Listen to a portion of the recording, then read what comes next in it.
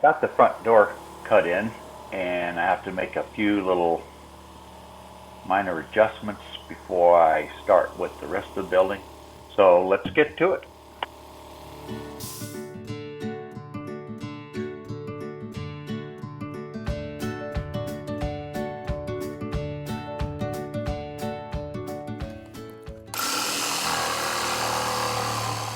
The door was rubbing a little bit, so I had to go through and trim it out a little bit and make it so it worked a little better.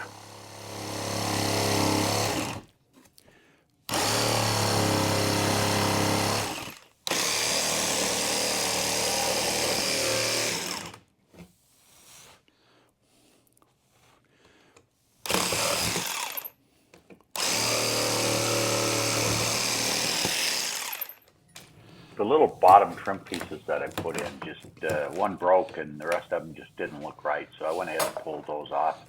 Tried to match the wood a little bit better so it'd look a whole lot better.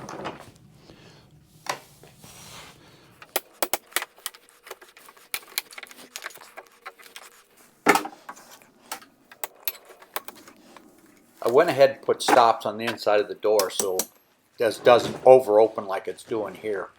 And also it seals it better for dust and whatever, it doesn't get in it as easy. Okay, I'm going to try to run a little trim. Let me go around. I put this little latch on.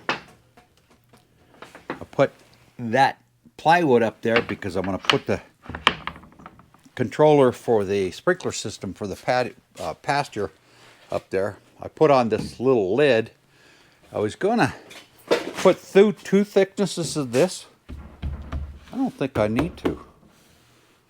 I'm going to put a metal roof on it.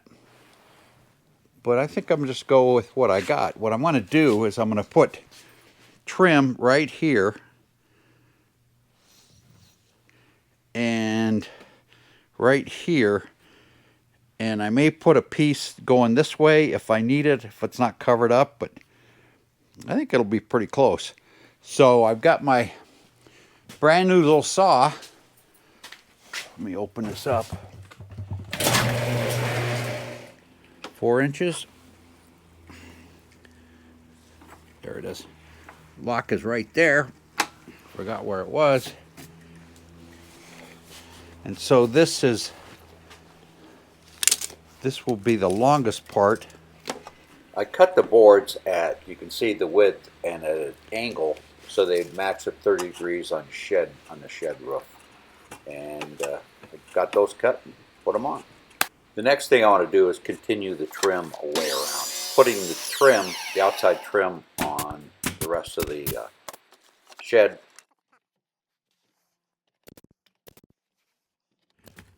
Come on, roll.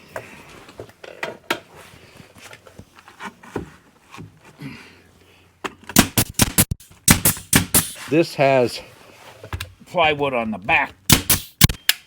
Trying to put the cup to the outside, so hopefully when you nail it, it'll had a little wobble in the board.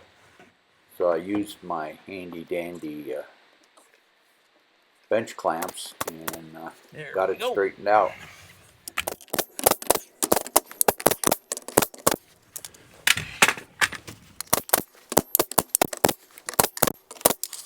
Okay, that's done. I've got the piece up there, but I need to cut it to length. I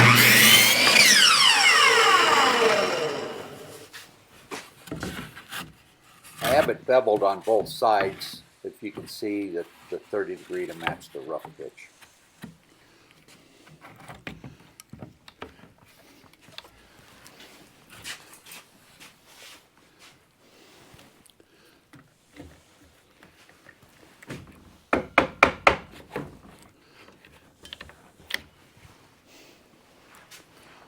Okay, so you can see I cut 30 degrees here, 30 degrees here.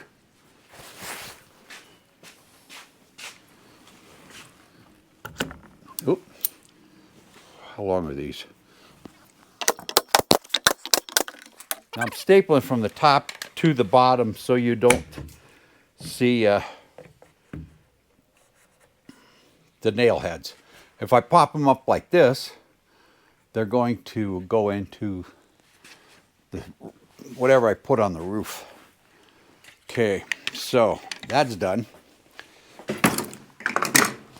So I got this because I'm going to have a drip edge right here, and I wanted to have it that way. 30 degrees to match the 30-degree taper. Okay, now I'm going to do the bottom piece.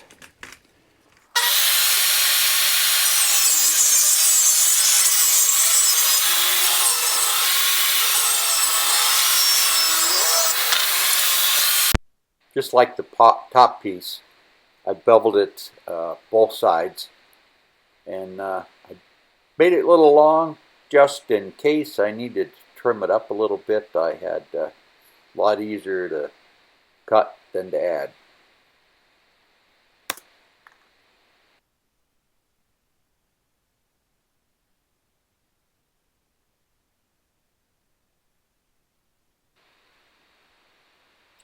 It fit, and just like the other one, I'm going to clamp it and then secure it with staples.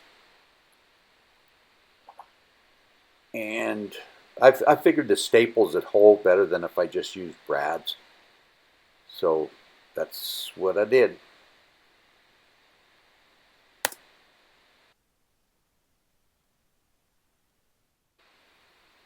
My sound went out on the camera. Not sure why, but it did.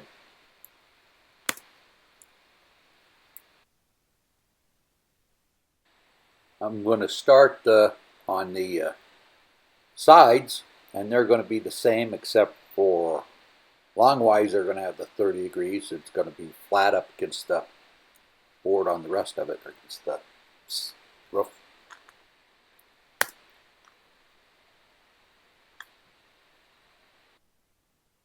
I went ahead and finished all the trim on all four sides on the roof, and I finished this wall. Now if you see, this wall looks short, and you'll see when I set it, it butts right against the water tank, and I didn't want to have that gap there where God knows what would be in there. So I cut this over, and I'm going to see if I can frame something out to actually have it overlap on the tank so it looks halfway decent. Maybe put an angle. That's what I'm trying to show there. An angle of what I need to do. Now this side is all done, and I'm not quite sure what kind of trim or how I'm going to trim it, or if I'm going to trim it. I initially thought I'd do a board and batten, but I think that might be too busy. So I think this is what I'm going to do. I have one little detail that I need to do that will make it look a lot better.